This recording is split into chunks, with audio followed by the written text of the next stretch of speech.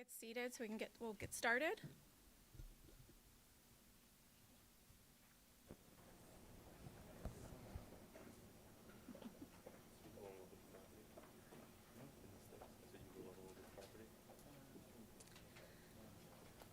Good evening and welcome to the second annual Maryland Business Adapts, an event of the Center for Global Business.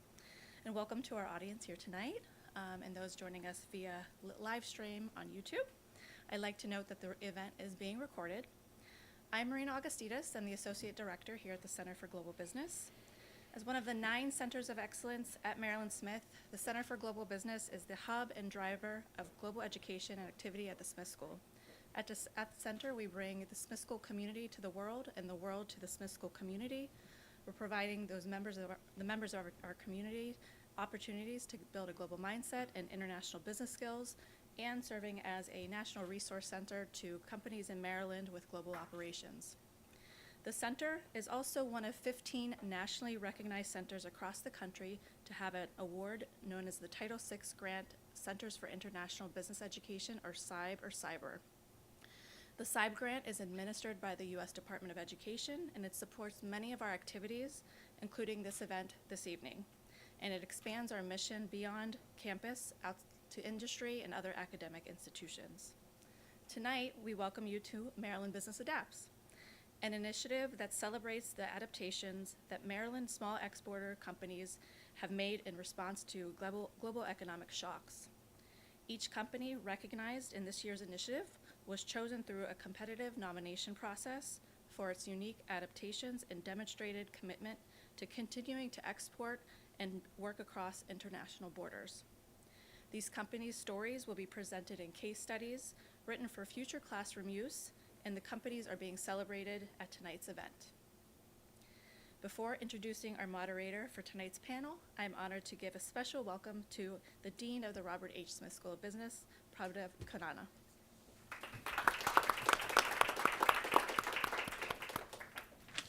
Thanks, Marina. First of all, good evening. The crowd appears to be small, but there are a lot of people watching online.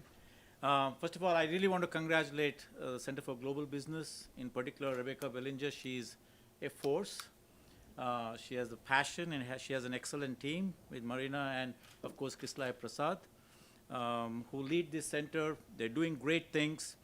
And this particular event was supposed to be hosted a while ago. For various reasons, COVID, we could not execute it.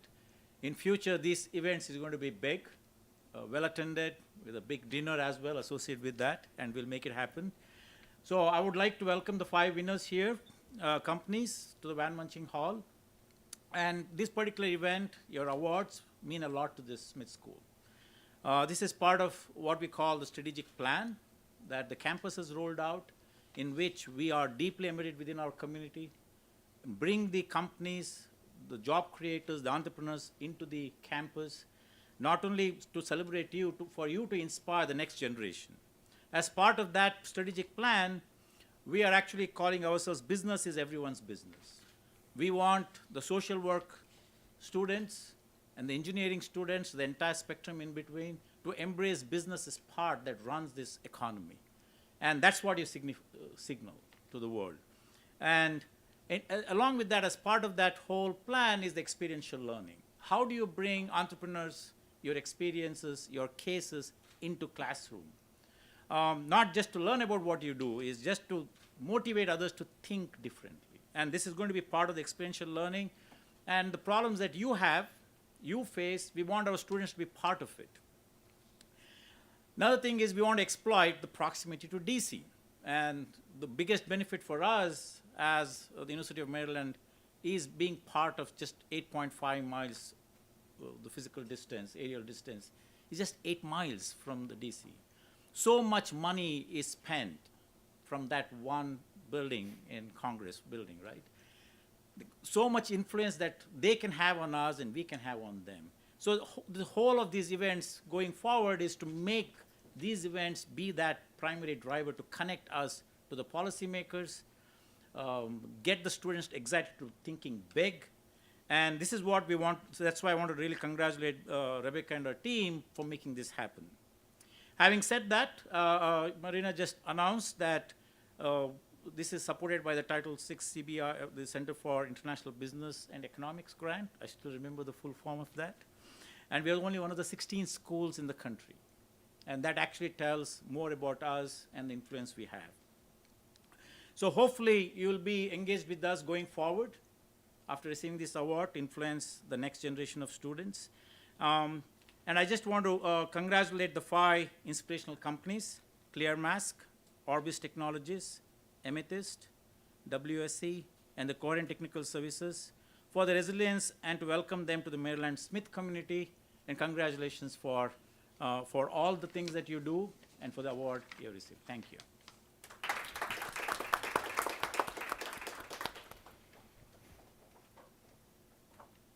Thank you, Dean Kanana. Now I would like to share a few tips to help us move smoothly through the next hour.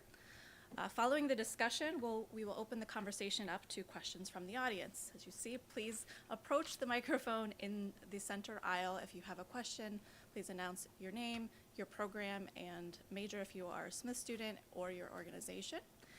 Once we conclude, we will proceed to room 2333 for a reception to help celebrate these companies. And with that, I'd like to introduce our moderator for this evening's panel, who will then introduce our companies, the Center for Global Business Executive Director, and our fearless leader, Rebecca Bellinger. With that, please welcome our guests and Rebecca.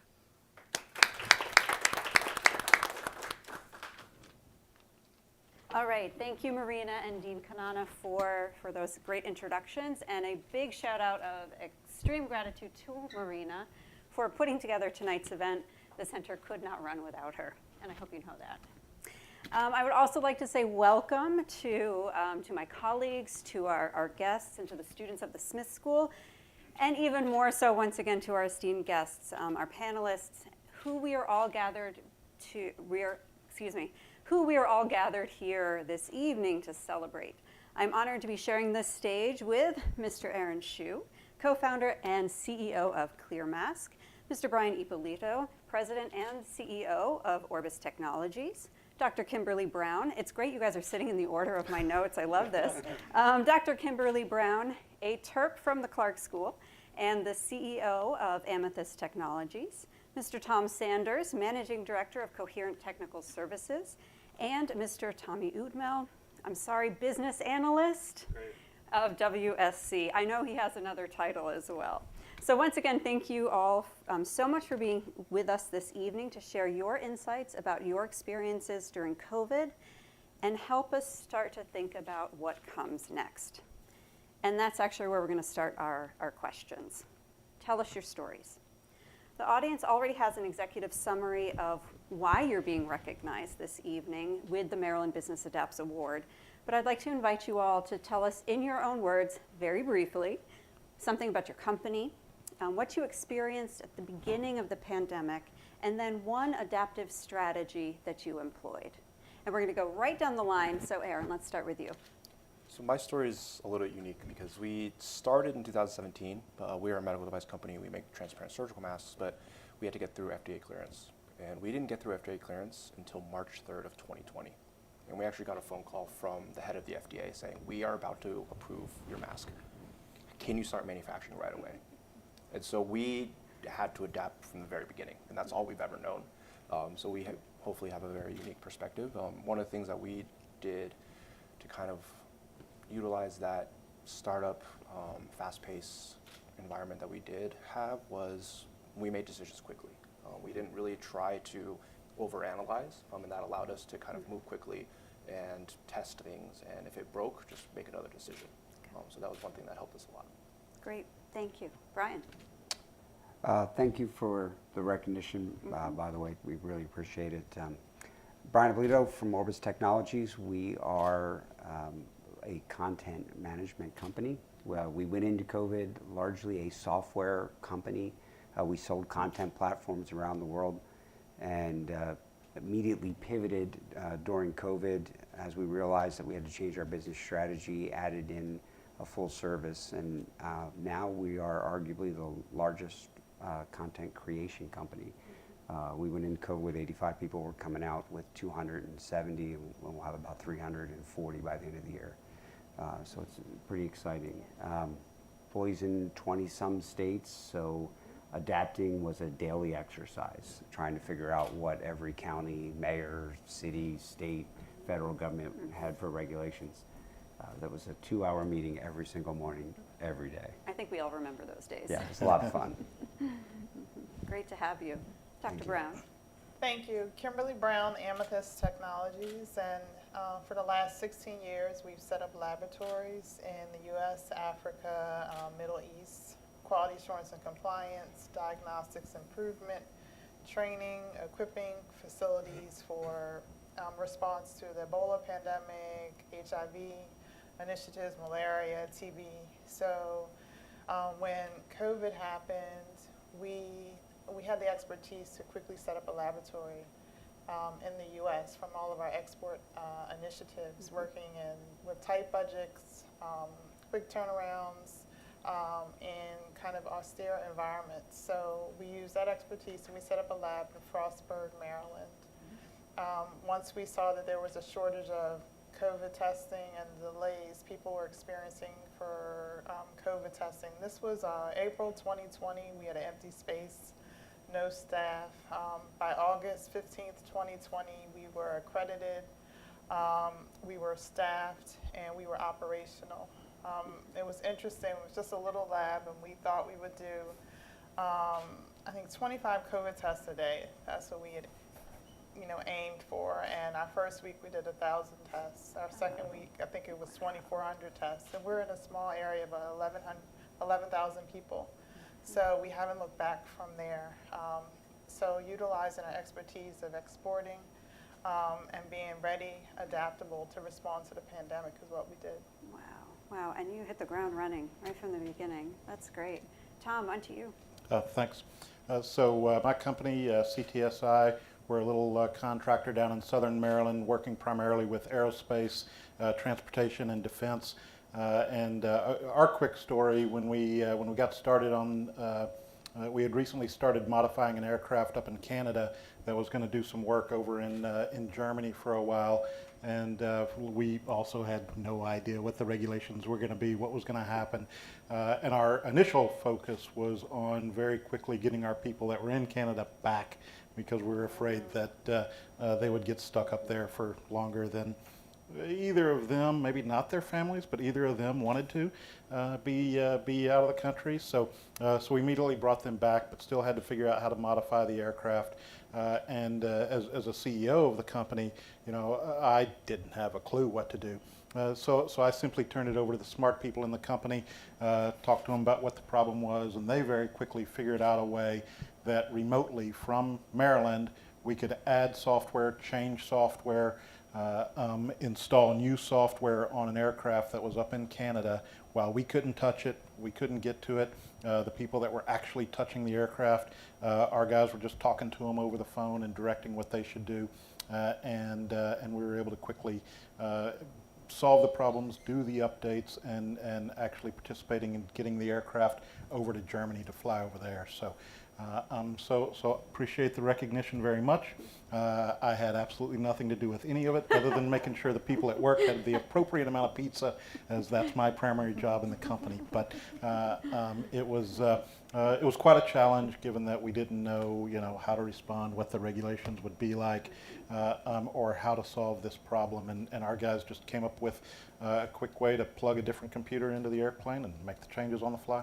That's great. Tom, don't be modest. We all know that pizza fuels all human achievements. So Absolutely. Tommy, last but not least. Thank you, and thank you again for the award. So I work for WSC, and we are check. Sorry about that. Go ahead. Check, check. I can also yell. It's a loud voice. I work for WSC, and we are a leading provider in simulation software in the energy industry, domestically and internationally. So we build software based on real nuclear power plants, fossil power plants that are used for operator training, and also what we call simulated assisted engineering. So when COVID happened, I distinctly remember one of our large customers being in the office, and they were at the time they were working on factory acceptance testing to launch one of the largest nuclear power plants in the world online, and they never went home. So it kind of happened to where they had to stay here and they had to keep working. And our employees kept going into the office every day to support the customers that did have to come in as a mission critical company in the energy industry. And similarly to you, I mean, the nuclear industry specifically is a regulated industry. There's so much secure information, secure data that for those that are familiar with working with the government or any type of industry that is not yet on the cloud or slowly transitioning to the cloud, being able to be a company that moved quickly using remote tools, similarly to the anecdote Tom shared with the computer or with the plane, we had to jump on that and support all of our customers around the world, and navigating COVID guidelines in the US and in Korea and UAE and all over the world. So lots of stories that I hope our employees can laugh about now, but at the time it was pretty crazy. It was a lot. Right, so lots of different stories, lots of different strategies. So now that we all have a foundation of what happened at the beginning of COVID and some of the things that you employed to make it through, I'd like us to think about really the last 2 years and kind of the arc of the pandemic. What are the major lessons that you would want to share? And I'm going to throw this still to the end here, Tom and Tommy. Is there anything that you think you did particularly well, or conversely, anything that you wish you could have done better or could have happened in a more positive way with the benefit of hindsight? You want me to go? Go ahead, Tom. All right. So what we did well, right, was presenting the right problem to the smart people within the company, and their dedication and determination to figure out a way to still be able to go forward with this project was really key. All we did was support them, whether it was very quickly figuring out how this particular group could do software development from their homes. Although from a CTSI perspective, we've been doing remote employees since about 2007, 2008. So we were fortunate that we already had a number of the tools in place that would allow them to do that. But our team simply, when they were forced to think outside of the box, they didn't even think of it as thinking outside of the box. They simply thought of it as, hey, it's another problem. We're going to go figure out how to solve it. We've got to make changes on this aircraft and get it done quickly. Things that we probably could have done better or shouldn't have done. On the management side, we were extremely reactive to every new regulation and rule and concern that popped up, and so we were making it actually more difficult on the employees by changing their rules on how they could operate on nearly an hourly basis, and they just wanted to get their work done, right? These are software engineers who, their way of being outgoing is by looking at your shoes instead of theirs when they're talking to you. So when they're having to interface with somebody like me on a daily or hourly basis, it's just painful for them. And so we really should have just let things be a little bit smoother. Of course, we had to react like everybody else did, but we shouldn't have been so quick to react to every single little new opinion or new change as they came out. We should have given it a little bit more time, but everybody knows at the time who knew what was going to happen. Well, so. That's just it. It was hard not to be reactive, Yep. right? And we'll come back to that a little bit later. Don't preempt the next question. Tommy, on to you. Yeah, very similarly, as a software company, we have a lot of knowledge of working remotely and working with our customers, but there were little challenges that we had a difficult time overcoming, including securing data correctly online and convincing our customers that we're securing our data online. So going through the process of getting certification in cybersecurity for our company to setting up VPNs with our customers, it was something that we were familiar with. but it was still a challenge because there's something different about it than doing it in a normal atmosphere pre-COVID. You felt like you had more time, whereas during COVID, similarly to what Tom said, everything was reactive. You didn't know if it was going to change. So the new challenges that were presented, you felt like you had to address them before the new next challenge came up.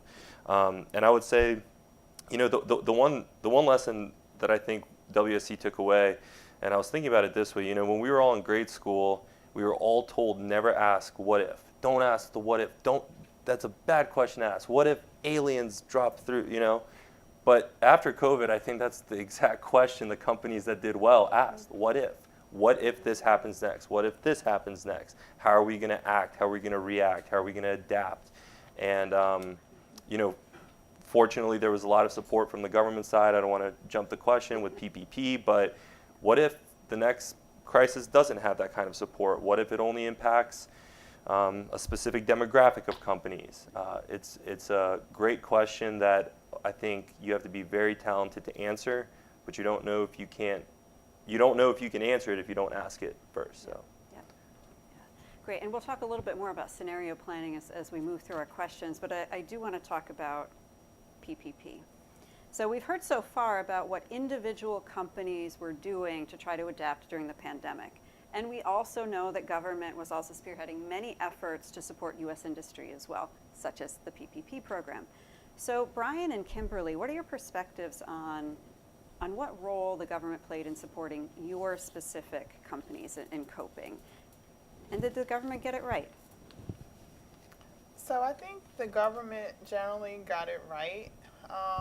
Companies that everything was in order. I mean, you couldn't get any assistance if your taxes weren't paid. You couldn't get assistance if your finances weren't in order. So what I know is like some companies, they weren't able to take advantage of PPP and other things because they owed taxes. So you always have to be prepared. Being in business, you have to be ready. We're government contractors, so we always have our financials are ready because we have to submit bids. We have to submit them to maybe justify some of our pricing. So I think that's the first thing. So we were prepared. I remember when PPP came out, we had also a relationship with the bank. That's the other thing. Small businesses, many times we don't have a bank relationship until it's too late. You need to have a relationship when you don't need a relationship. So we had a strong relationship with the bank. So we were able to find out, information, when the application was going to be released. I think they sent us the information. So, they were proactive, making sure that we had all the latest information. So, that's one of the things, the PPP. And there was other opportunities too. So again, it's all about relationships. We have a really good relationship with Baltimore County where we're located. So again, when there's anything that they think may apply to your business, they send you the information.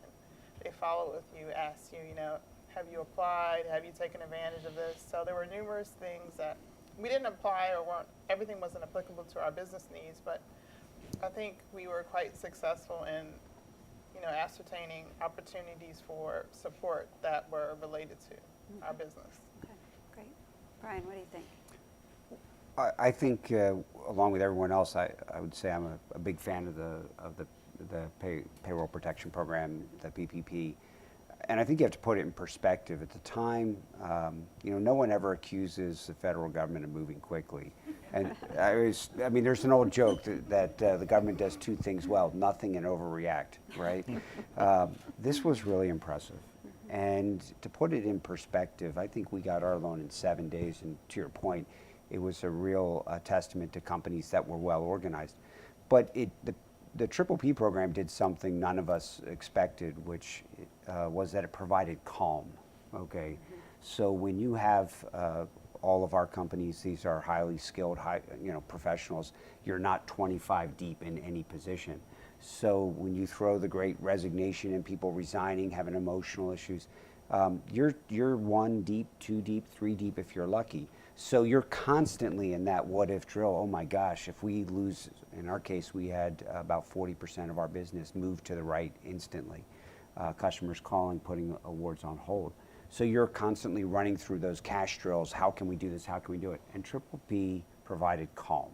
It allowed leadership to pause, collect their thoughts, and work your way out of it. And that's all we asked, was the opportunity to work our way out of the problem. The ERC, which also was really wonderful, the Employment Retention Credit. The other thing those two did was, in my opinion, gave small business a real fighting chance. I think I heard a third of small companies in the U.S. went under, but I can't even imagine what the number would have been had the government not responded. What we learned from all of that was small businesses, I think there's probably 200, I read, 300 large companies that don't pay federal income taxes. Well, we still paid, but Triple P and the ERC leveled the playing field for a brief period of time. And it was immensely powerful for companies that were organized. And so they didn't get everything right. You'll read all about the papers about this fraud or that fraud or this billionaire that applied. In my opinion, you have that no matter what you do. People that are trying to steal are going to try to steal. It just depends what it is. So hopefully when they go back over and look at this, they'll give it the credit and the administration the credit for moving quickly. And I think, at least for our businesses, that was an enormous help. And it wasn't just here. Australia did a few things, not as much as the United States. We've got operations around the world. The UK didn't do much, and India didn't do anything. So we're very fortunate. That's great. That's great to hear, that you were able to take advantage of those programs. And so that really is the broad perspective of what the federal government was doing. Now, Aaron, you and your co-founders you started ClearMask during the pandemic. Well, you got your authorization days before the pandemic, reached the shores in the U.S. But it seems like your experience may have been a little bit different than more established companies. So can you tell us a little bit about how the entrepreneurship ecosystem was acting or operating during this time, access to capital, that kind of thing, and what kinds of government or other non-government perhaps support did you rely on?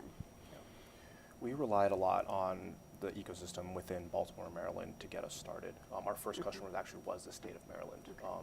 And so working with them made things easier. And we ended up working with a lot of customers that used government funding to buy our masks. So indirectly, we got benefits of a lot of the federal programs, but the federal policy for procurement was really to distribute down to states and cities. So the biggest challenge on our end was working with 50 different states and however many cities that each had different rules and requirements and processes. So that made things a bit challenging. But then working with other governments and other nations, like working with Canada, the Canadian government was the best possible group I could ever work with. They were all so nice, so easy to talk to. Isn't that what everyone says about the Canadians? Honestly, it was amazing. If I could ever work with them again, I would never hesitate to. But then working with the UK was the complete opposite. And you could tell they were just fragmented in kind of their policies. So it was an interesting experience, and it was the Wild Wild West. No one knew what they were doing, so we kind of had an advantage because we also didn't know what we were doing. So we were just making things up that made sense, and they were like, sure, that sounds good. So it was a weird experience, but we made do. Great. I'm not sure everyone in the audience really knows what your product is. Does everyone know, can anyone envision what the ClearMask product is? Can you tell us? Yeah, so the surgical masks we all have to wear, ours are just transparent. So you can see who you're talking to, have a more natural kind of connection with people. It's why we FaceTime, why we use emojis. It's just how we communicate as human beings. So we originally invented it for the deaf and hard of hearing. And as we talked to more and more people, we realized everyone benefits from it. And when COVID happened, I think we all have that moment where we pull our mask down when we talk to someone. If they can't hear us or we can't hear them, we pull our mask down. That doesn't help your hearing, but somehow we think it helps, and it does. So that's our product. Great, thank you. So for the next couple of questions, I'm going to broaden our view just a little bit. I'm going to turn to Tom and Brian for this. So it's pretty evident from our conversation here that COVID disrupted not just individual operations, but possibly fundamentally how business gets done today.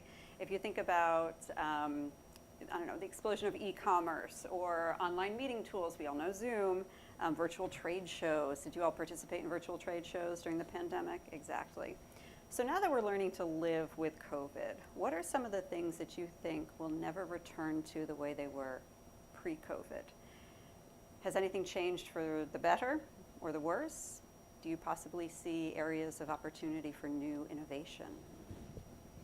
Sure. So for us, the solution that we came up with to address that particular problem for that particular set of aircraft has turned into a way of business for us. So so today, I don't know, 2 weeks ago, I believe it was, we installed new software on an aircraft flying in Germany one morning because the pilots were complaining they wanted something that was magenta to be cyan or something. And so now it's just become a way of life for us. So the people that work for us, even though they're still remote, but the software guys that are in Delaware or Kansas or wherever they happen to want to be, used to be those guys would have to travel. And now we just use this tool all the time, every day, around the world. We're updating F-16s in Arizona without traveling.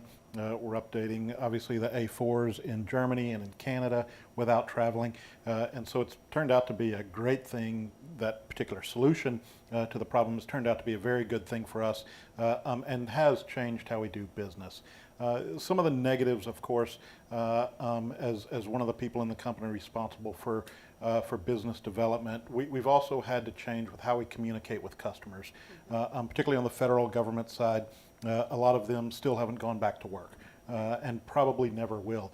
And so while we were used to wandering the halls of their buildings and making contacts and communicating and developing business that way, we had to learn different ways of doing that. And it is harder now, but you know, those are the breaks, and we all have to deal with that. So it's still a level playing field, but those are problems that are probably going to continue for a good long time, and we'll have to continue to adapt. How much harder is it to develop relationships if you don't have that in person? I'm wandering the hall and we just happen to bump into you. How do you develop those relationships for sales or partners? What do you do? Yeah, so particularly with some of the people that aren't as mature as I am, that are much more used to doing things by text and all that kind of stuff, encouraging people to now, you know, hey, actually pick up the phone, because that's still better communication than an emoji. So you've still got to try to make those connections. We encourage all of our people now, so if we have a meeting with a customer, we make sure that they add on time at the beginning of the meeting and the end of the meeting to try and, as we put it, communicate with them like humans, you know, as opposed to just jumping into the boring engineering subject that we're dealing with, right? So the biggest thing is you have to create opportunities for real human communication when you're using these devices that you have to use now to communicate with them a lot of the time. Flip side is it's also nice because it saves a lot of money by eliminating some of the travel. It opens up the playing field. We actually do a much better job of communicating with our customers in Australia now, because we communicate with all of our customers via WebEx or Microsoft Teams or whatever, right? So now that it's become a way of life for us, it's kind of expanded our base in ways that we didn't do before, because everybody's like, nah, I don't want to do a WebEx. We'll see you next time you come to Australia, which isn't that often. Right. So most of it's been a good thing, I'd say. Great, thank you. Brian? I agree with all those points. Well said. And I think COVID, for the most part, at the executive level, elevated corporate IQ. We simply, you know, we didn't know we didn't have a life insurance policy in India. We didn't know that wasn't a thing for India. We did it after we lost someone. We didn't know, you know, what are the rules if a remote employee gets hurt during work hours? You know, across the board as executives, we were faced, you know, form follows function, and now you have this crisis. So I think it created a very intimate understanding of how corporate operations work. So I think that was very positive, and I think as a leadership team, our leadership team, I can say, really elevated their understanding of how a corporation should function. I think the flip side of that is that, you know, it has created a situation where I think with great resignation and people resigning and moving on, where there has definitely been a culture of distrust, you know. And in every organization, in my opinion, you've got to have this harmony between government, employees, and employers. And you know, when there's 3% unemployment, the employees have the power. The government had the power for 2 years. When there's 14% unemployment, the employer has the power. And so I think corporate IQ really elevated. I think we lost a little bit as across the world, really. We saw the same issues, didn't matter the country. I was in a dinner in Vienna and the CEO said to me, if I hear one more person tell me about work-life balance, I'm going to vomit over my meal. You know, so it's universal, and I think we can come away from this that we definitely have a better understanding of what we need to offer employees. I think my hope is that we get back into harmony and there's appreciation for what everyone does across the board. And I think that was lost a little bit. So COVID wasn't all bad, and that's probably it's the same feeling you get after you had the worst class of your life and you get an A. You're like, that wasn't that hard. You know? So we learned a lot. Now, does my memory serve that your company actually grew in the number of employees over Yeah. COVID, right? Yeah, we did, and you know, we hired our managing director in India. We went into COVID with we had clients in I think 17 countries. We're now, I think, as of this morning, hitting 40, and we had to hire a managing director in India. And so this poor guy walks into the job. Everybody's remote. He doesn't even know half the rules. And what most people don't know is we actually let our staff go early. As soon as the U.S. had a problem, we released our staff, told them, get back to where you are, to your town, your village, wherever you may live, and hunker down, because we think this might be a while. And India shut down all planes, trains, automobiles, public transportation. You had no way, unless you owned a vehicle, of getting from where you were to home. And we were very thankful we did it. So we added,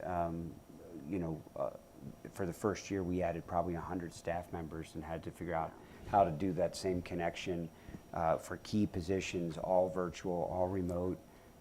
It changed all the hiring processes, what questions to ask. We realized that we were very dependent on body language in interviews, and now we had to replace that with some type of question to pull out a person's reaction, which wouldn't always, we had awkward moments you had to work through with people that wouldn't put a camera on. That was crazy. We had people that should have turned their camera off. I got them fired. So, crazy things happen. Yeah. That's great. So let's get even broader here. The pandemic has not been the only world event or global event that has occurred in the last 2 years, and that has significantly affected trade in the last 2 years. There is a war in Ukraine, for example. Geopolitical tensions in East Asia, supply chain issues, inflation, the list goes on. So how have you been affected by these or other disruptive forces, and which would you identify as being most affected by? And I'm going to start with Tommy on this one. Sure. I think that's one thing that most companies also realized during COVID is that COVID affected everyone, right? Whereas so much of our business done prior is there might have been a war overseas, but it only affected a specific demographic. But it's funny you say it's broadening it out to the world, but all those things might not affect everybody the same, whereas COVID did. I'm also going to switch it up. But for us, should I just yell? Let's see, we've got IT in the back. So for us at WSC, when the war in Ukraine broke out, it was actually a pretty tense time, and it continues to be tense. We had U.S.-based employees overseas in Ukraine when the war broke out. It took them about 2 weeks to get out. And our Ukrainian employees who were still over there, between having to support the jobs they're working on to potentially wanting to support Ukraine and be patriotic. There's a lot to kind of break down with that. So the war in Ukraine continues to be a large challenge for us with the nuclear power plant specifically in southeast Ukraine, one of our customers. So I would want to believe that the challenges that we were able to beat during COVID would also help us take on new challenges, new high likelihood events. But I think the reality is all these new challenges have little different unique caveats to them, and especially in how you handle them. So geopolitical tensions in Asia, inflation, I think, supply chain issues, those are more broad impacting events maybe for the majority of us. The Ukraine war for us is probably significantly more impacting than all those. Right. Okay. Kimberly, what about for your company? So for us, supplies, we have to be cognizant of the difficulty in getting supplies. So we have 3 suppliers for everything. We are very close to our suppliers. Whenever we need to buy a piece of equipment, we sit down, we talk about their stock, their reagents. We make sure we get references. I mean, we're looking to see how much confidence we have in that company. And because we come from a quality assurance compliance background, and the ISO and the U.S. military, and I mean it's how we've always done business. So we just have to ask more questions, and then also the pricing. I mean, flexibility. So you really have to stay on top of your numbers. So we, are constantly looking at what our supply costs are. We're looking at how we utilize our supplies, and we are updating our pricing as necessary, updating what suppliers we're using. So it's all in the numbers and the data. And I think there's a lot of uncertainty. So the more uncertainty you have, the more often you have to look at your numbers, and the more numbers you have to look at. So my team, we're really focused on the data and constantly developing new key performance indicators that we can use to continue to grow our business and make it successful. Okay, great. Aaron, what's your perspective? I mean, as a physical product, supply chain was always Same. the biggest issue. I mean, one of the key metrics we tracked was cost of shipping per unit, and it was something we looked at every day. And especially now with the political tension with China, we've actually actively started moving away from China. We did have a lot of our manufacturing in China. We've moved most of it out. So just kind of prepping for the what ifs of, if something does happen, we're not stuck dead in the water. And it's just one of those things where you just have to keep an eye on everything that's happening around the world, because you never know how it'll affect you. And it probably will in some way or the other. And just planning and having some kind of redundancy, so having more than one manufacturer for us, having multiple, just makes it so if things go south, you have some kind of plan. Right, okay. So looking forward, and this is my last question before I turn it over to the audience, so start thinking about your questions. But it's a big question, so hang tight.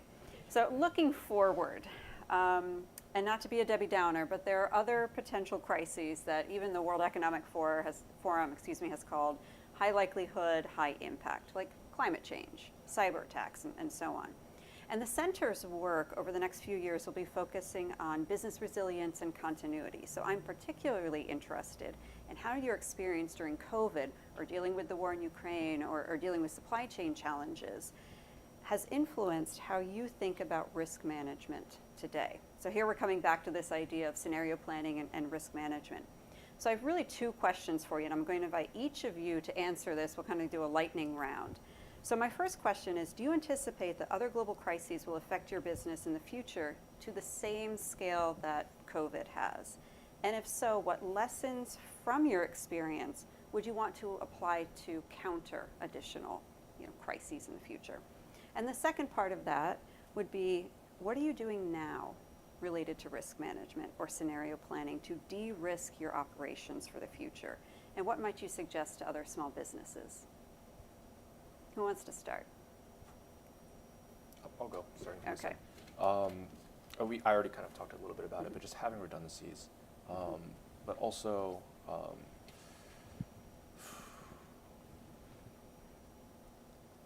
a big part of what we had done was just building relationships with people and asking them what they thought or big issues that would affect them that were going to be tangentially related to us.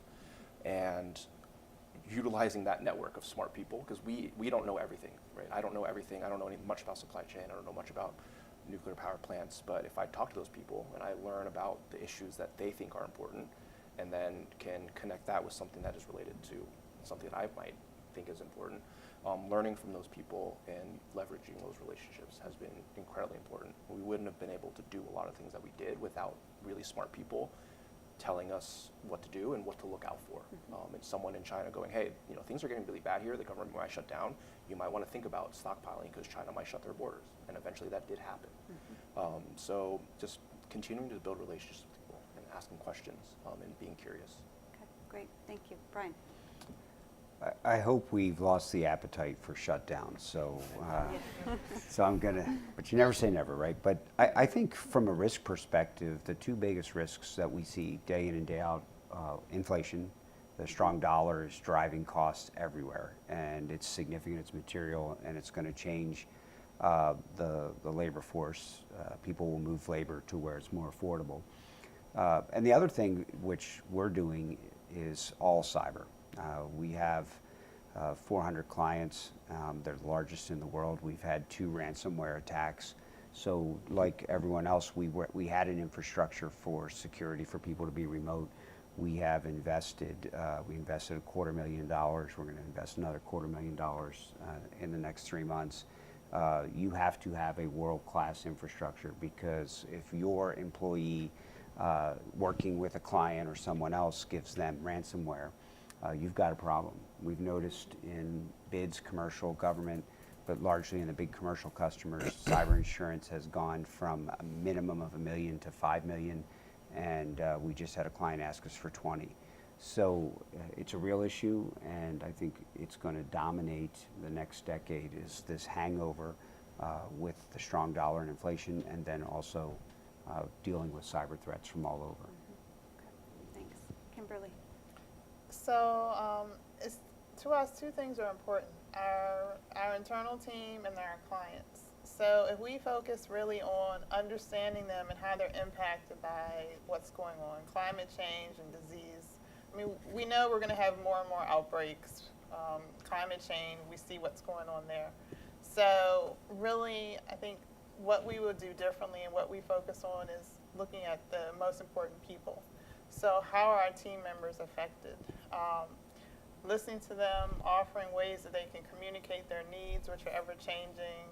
Like childcare needs they've changed since the pandemic. Travel, some of their hours. So really looking, listening, and being flexible with our team, and then with our clients. Their spending habits are constantly changing. So focus also on that, really understanding their spending habits and kind of being proactive there. And then our facilities. I mean, we had to invest in a quite large generator. We have redundancies in all of our equipment because of power outages and things like that. Great, thank you. Tom? The same as everybody, right? For us, it comes down to redundancy, resiliency, and a war chest, right? So to answer your first question about will we ever be impacted like this again from different things, right? So we don't know what's going to happen. So I'm not certain of the answer, but I'll say if we're doing our jobs right, the answer is no, we won't be impacted as severely because we'll be better prepared. Right, so obviously with generators and redundant suppliers and understanding that you can't count on things anymore, it just becomes a way of life, right? So you know that you have to be prepared for that. Resiliency on the cyber stuff, we get hit most days, right? We're a defense contractor. It's rare we don't get hit. And so we're just prepared for it. We built up our systems. We hemorrhage money as well to pay for the IT stuff. And you make sure you can take care of it. And you build up on your own the capability to survive tougher times. right. So fortunately, we were lucky we started a little bit earlier than you guys did. So that's a tough spot.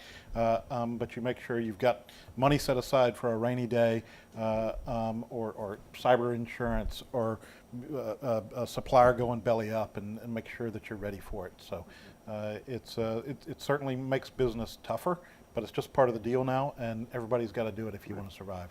Yeah. Okay. Tommy, what do you think? Yeah, it's hard to say something new that everyone else didn't verbalize so well, but I want to reiterate the two things I already said. The first is, I do believe it's not an if but when another event happens that will maybe not be a global event, but it may impact your company specifically or your industry specifically in a way that you have to revolutionize how you do things completely. And I think that the lesson to take away from COVID that everybody had experienced, didn't matter what country you were in, what industry, everybody experienced COVID, is that it's a necessity to be able to act and react and to adapt and be flexible. That if you were a part of an industry or a part of a company that was hesitant to do those things, it took a very long time for you to get back on your feet. For the companies that were able to do that, large, small, they saw those seeds bring in some harvest a lot quicker. And the last thing I'll say is ask the what if questions. 6 months ago, asking what if Russia invaded Ukraine could have been a very contentious question to ask within your company, within your leadership. But it happened.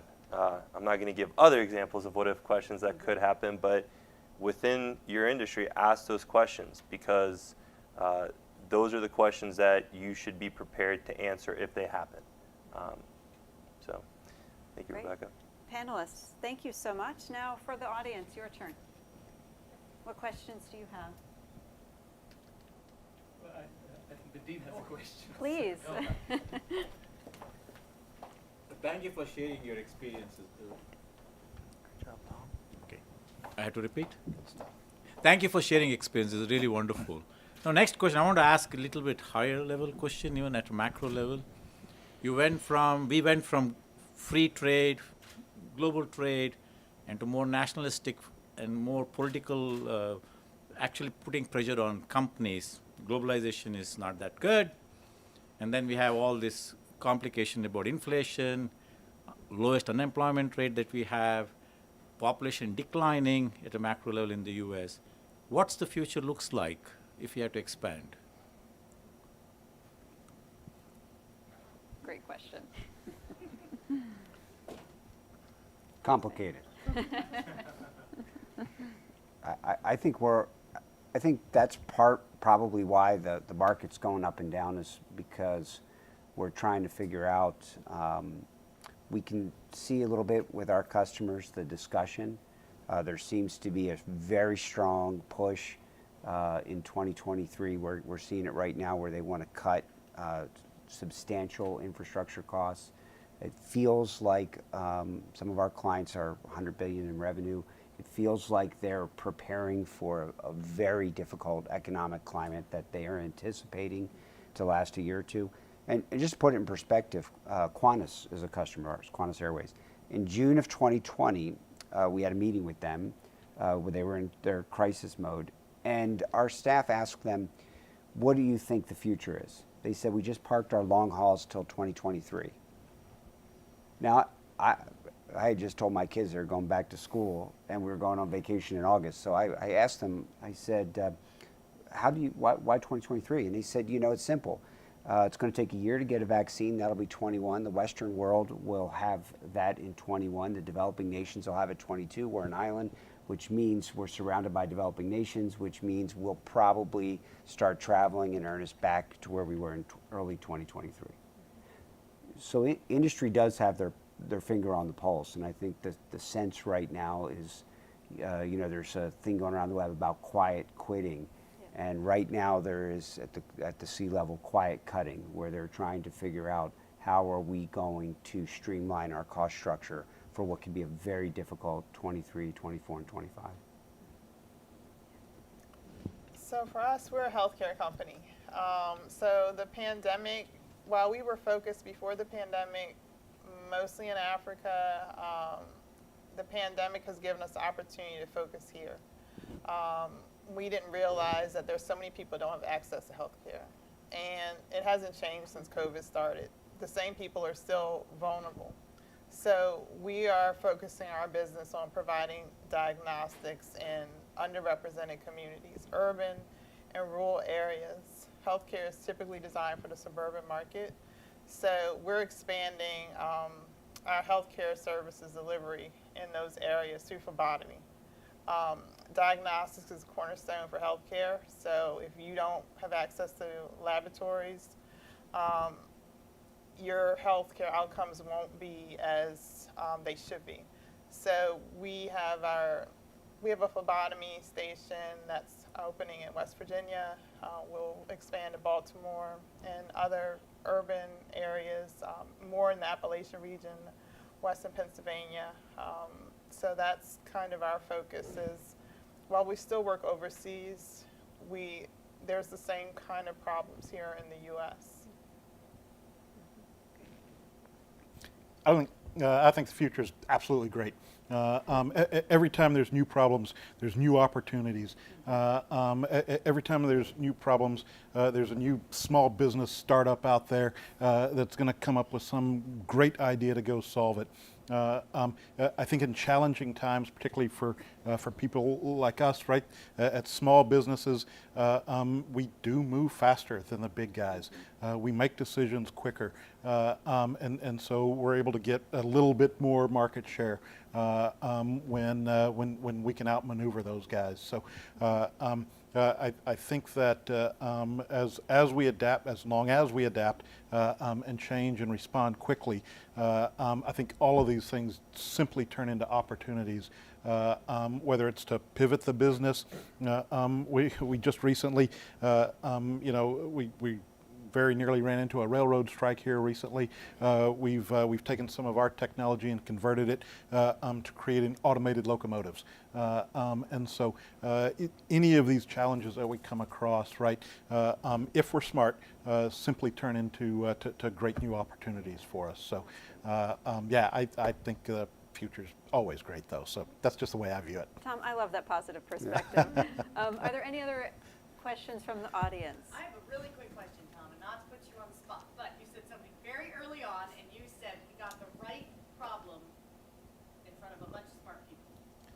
Yeah. So. How do you identify the right problem? Yeah. So. Have a lot of them, right? That's right. That's right. So that's definitely a hard part as well, right? And so, so for me, it's still simple, right? So ever since we started the company, my approach to the world is find people smarter than me, and they'll know how to solve problems, right? And for somebody like me, that's an awful big pool of people.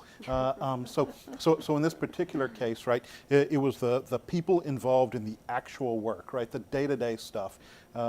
Instead of me defining the problem and saying, oh, we need to go figure out a way for people to travel to Canada, which is what I would have done. These guys just look at the world as, well, we can't travel to Canada. We got to get the job done. And so for us, my answer to that question is you get the people that actually know what's going on, the people that are invested in the project and the program, and this sounds a little bit bad, but you force them before they start solving the problem to define the problem. And so it comes down to process, a lot of what you were talking about, right? It comes down to you can't let people jump into solving something until you know what you're trying to solve. You don't let people start setting goals until you know where you're trying to go. And so you create an environment around the people so that the right people are working to identify the problem before they solve it. Does that answer your question? Kind of. I think there's more nuances. I'll get you in here a second. Okay, sounds good. Dr. Prasad? It's just a quick context for my question that I think in the education space we found suddenly that the fact that everybody all around the world was online, it expanded the market, especially at least for online products. And so from your perspective, do you see your companies over time going more global or less global? And what exactly would be the mechanism by which that might happen? I can answer. Go ahead. Yeah, I think especially in the educational field, we also provide our product to lots of engineering universities around the world, and going online with an engineering idea, teaching fundamentals, it's a lot different than going through a PowerPoint presentation. It's a lot different than listening to a lecture. There's more hands-on opportunity.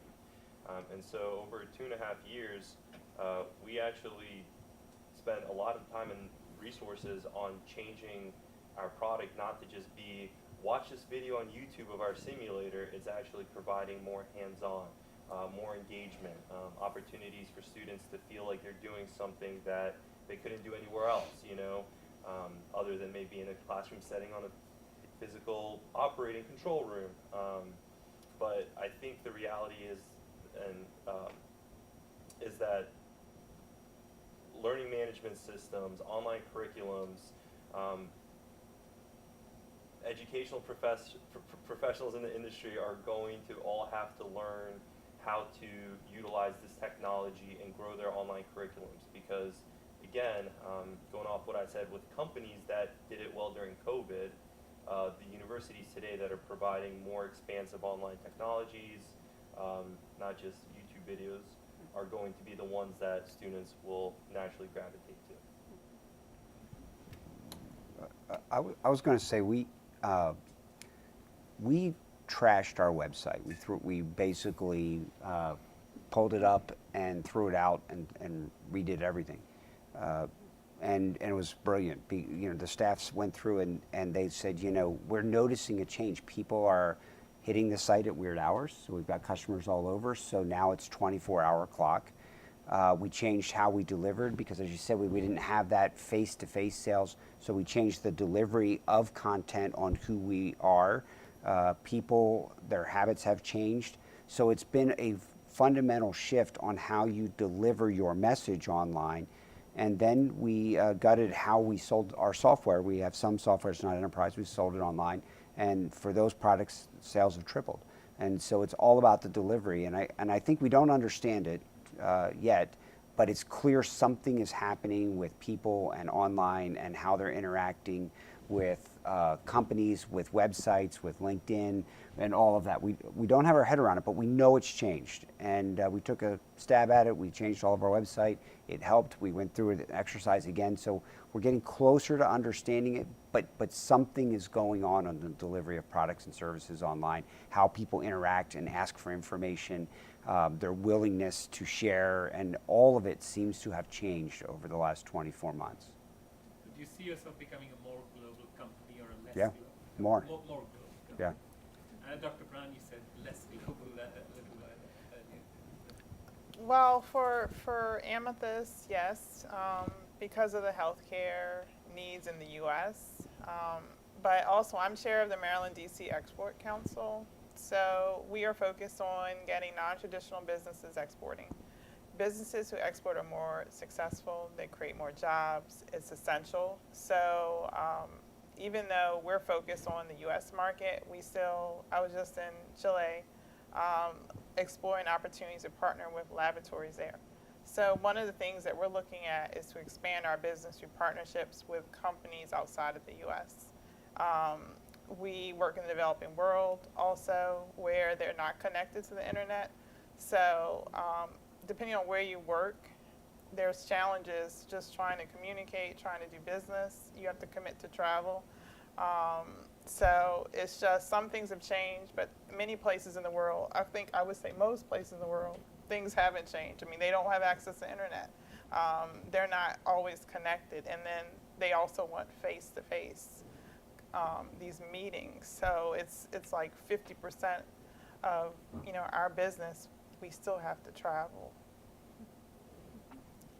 To give a perspective from a younger side, not that, sorry, that came out. Wow. And now we're done. That was Cut. right after I finished talking. That was not a good way of putting it. I So know, I'm just I'm going to just- pretend I didn't A say younger that. company, Or- you mean. or- Younger a younger company.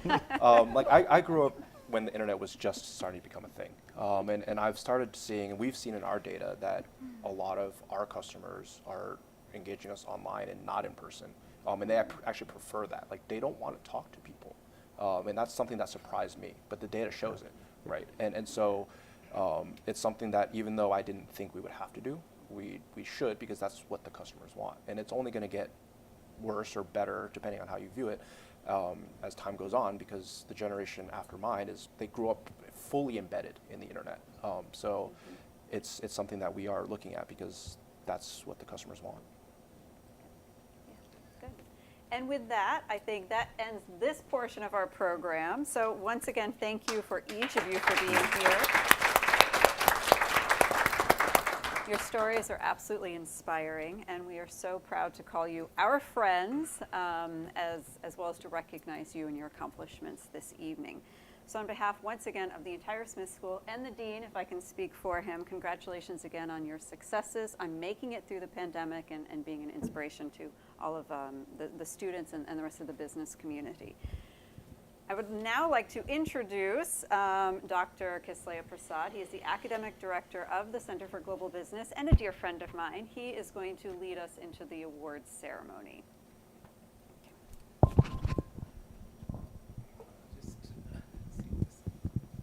Well, I'll just turn it around. It does come out. I was involved in the whole process right at the beginning when we had nominations for companies, and then we were going through the process of selecting. And it was a large group and a very competitive group of companies that were nominated to be recognized for their resilience during the pandemic. These companies absolutely stood out to all of us who were looking at the nominations. So you've all been remarkable, and thank you also for such an engaging discussion today. So it's and I think the lessons to be learned. You all worked on cases, and some of the case writers were going to present the awards, but many of them are in class, so they couldn't be here. So the learnings of your companies now will go into the classroom in these cases, and many of them are already being used. And I know some of you are coming back to talk to the classes about the live experience. So thank you for that as well. So this is again a gift that will keep on giving to the students as they go through your experiences and the wisdom that you communicate. And again, thank you for coming back to those classes. And as Rebecca said, you're now friends of the Smith School, so hopefully we'll keep you engaged for the long haul. So with that, what I'll do is I will go through the awards, and I guess they're here. So Aaron, oops. Sorry, Chairman. We will possibly mail you the awards. That works? Yeah. I was trying to handle too many things at the same time. Oh, it comes together. That is remarkable. So that's a really remarkable award then. So you can drop it and put it back together again. It's a pivot of the pandemic. I think maybe we'll get on the same level for the Yep. photograph, and I should get rid of the mic before I break more things. So, all right. So, congratulations, everybody. Thank you.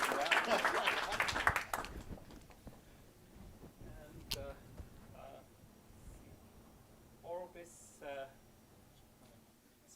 Is the case writer here? Yes. So I was going to hand it over to Dave. Here. Brian. Thank you. Orbis Technologies. Congratulations. Fascinating case.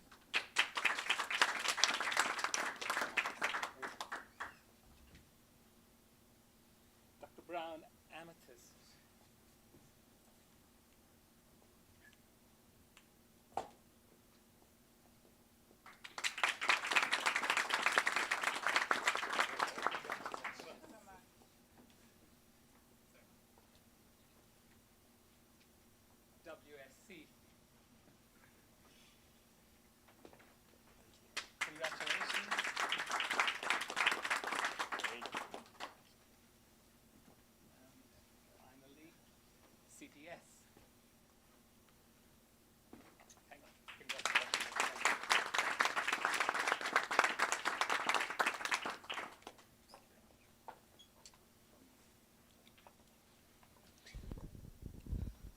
With that, I'd like to thank you all for joining us. Thank you for celebrating our recognized honorees. I hope you will join us to continue the celebration in room 2333. We have a lot of food, so please get your steps in and join us down in 2333 where we can continue to recognize our honorees. Thank you very much.